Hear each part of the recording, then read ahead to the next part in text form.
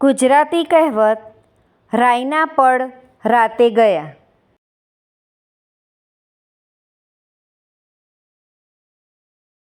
રાઈના પડ રાતે ગયા.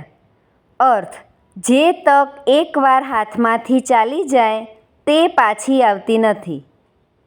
વાક્ય: રસિકભાઈ બીમારીની શરૂઆતમાં ડૉક્ટર પાસે ન ગયા અને જ્યારે રોગ વધી ગયો ત્યારે દોડાદોડ કરવા લાગ્યા. આને જ કહેવાય રાઈના પડ રાતે ગયા.